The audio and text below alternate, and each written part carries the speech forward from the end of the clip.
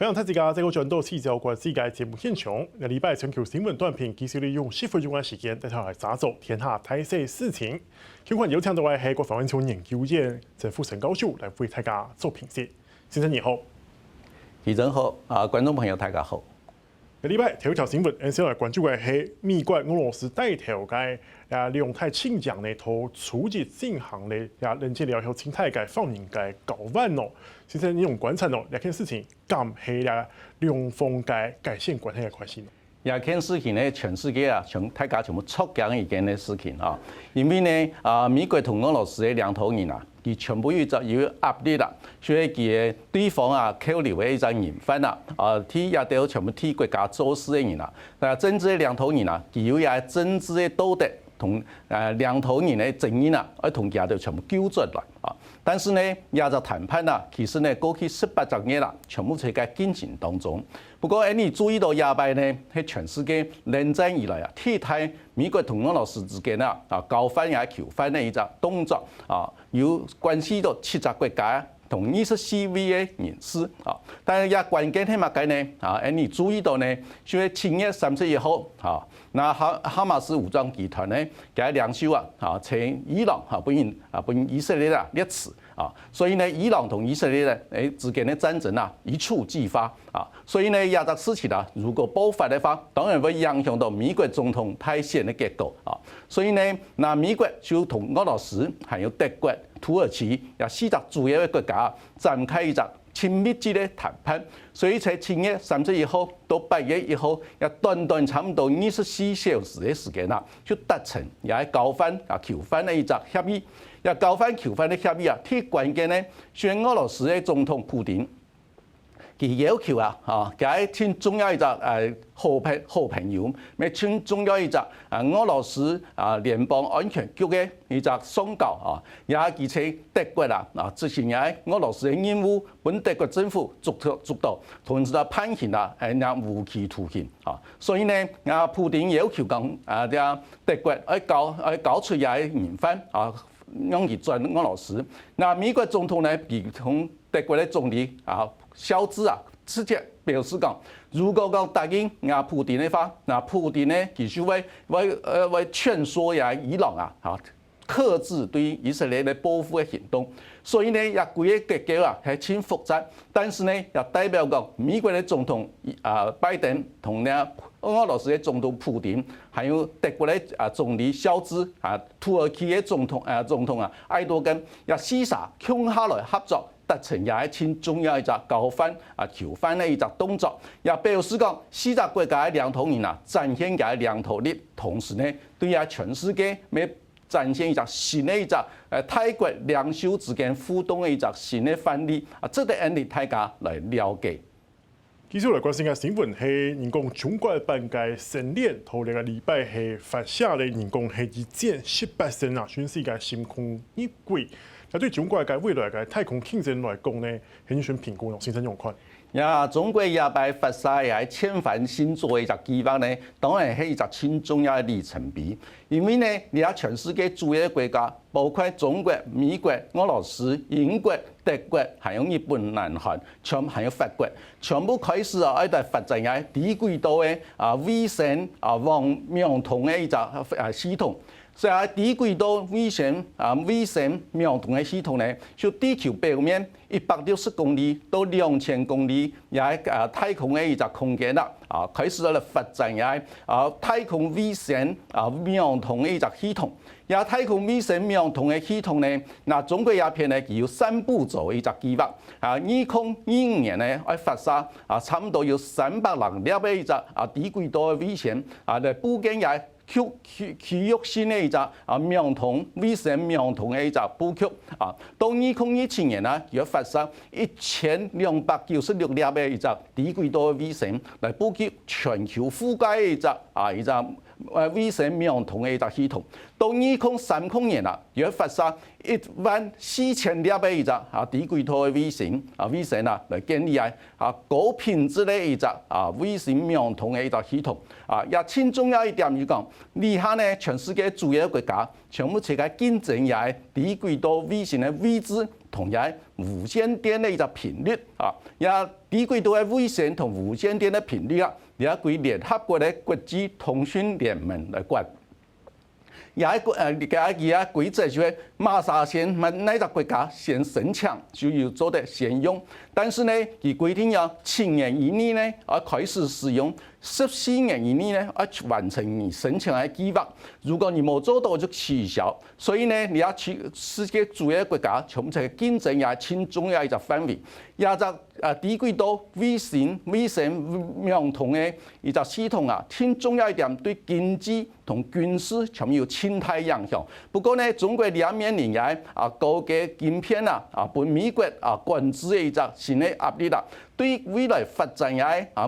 衛星網通系統嘅一個發展呢，會造成新嘅一個限制同壓力。值得你大家繼續來觀察。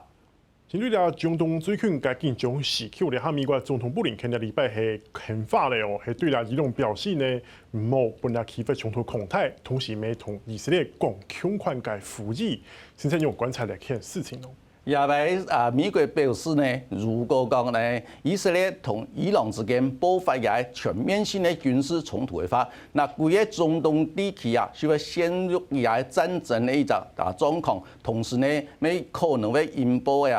第3次世界大戰，甚至爆發也核子武器嘅戰爭啊。所以呢，美國也表示講，請關心啊，如果講有事情發生嘅話，那民主黨嘅政府啊，就會連應美國2024年嘅總統大選啊，就也可能性啊，就大幅度嘅下降啊。所以呢，那美國拜登政府啊，要採取多管齊下一個做法啊。一方面呢，佢派嘅林肯號嘅航空母艦戰鬥群啊，開始去中東地區來加強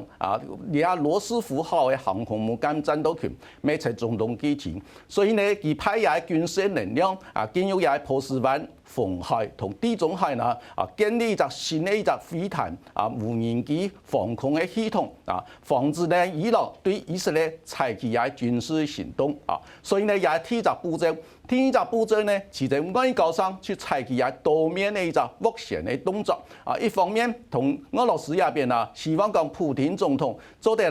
勸說伊朗嘅最高的領袖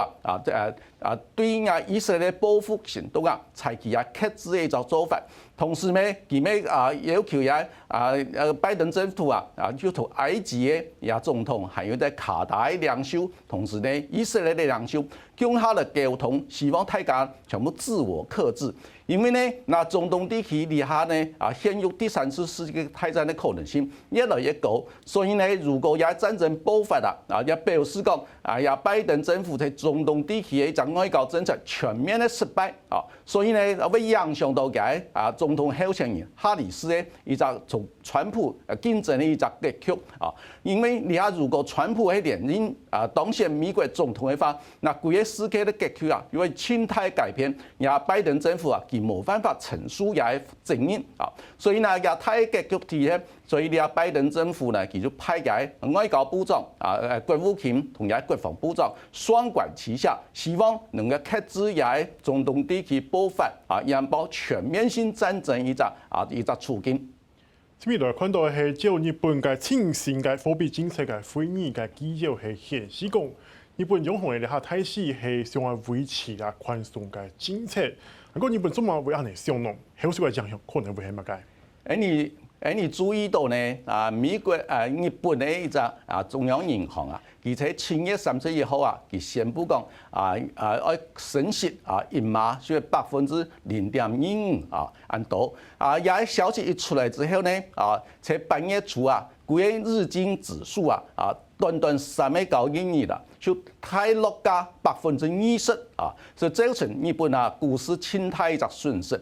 同時呢，大家要注意到呢，美國咧嘅失業率6月份呢、7月份的數字，6月份的數字出來佢開始有上升，也有人講嘅也係代表美國的經濟開始衰退所以兩個因素影響之下，8月初嘅全球嘅股市造成輕態一個災難不過呢，你注意到挺重要一點講因為呢過去2年來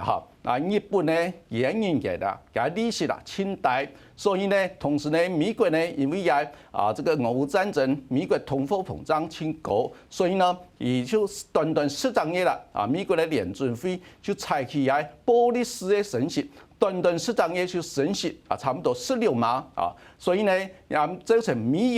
金的嘅利息啦挺高，那日元嘅利息啦挺低，所以牽到國際性的投資嘅機構所以加日元換美金來賺取這個利息的差距，也按照日元套利咧交易嘅一個模式，也日元套利交易的一個模式呢，當然過去一年賺錢多錢。但是呢，你睇日元有升息的一個壓力，同時呢，美元有降息的一個壓力所以也造成日元同美元之間的利差縮小，也縮小的結果呢，所以青島也用日元套利交易的一個投資，差不多有好幾兆美元的一個資金啦，開始了一個大逃殺所以這個動作呢就造成講美元呢同日元之間的差距縮小咧，造成股市一個大崩盤的一個動作所以呢，日本佢要維持佢嘅股市、債市同匯市的穩定所以現在日本的銀行中央銀行就宣布講佢要暫時維持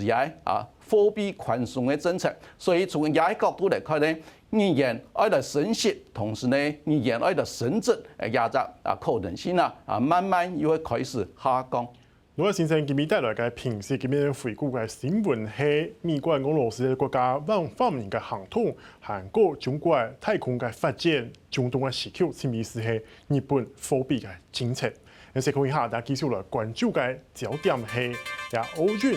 到底係好多乜嘢？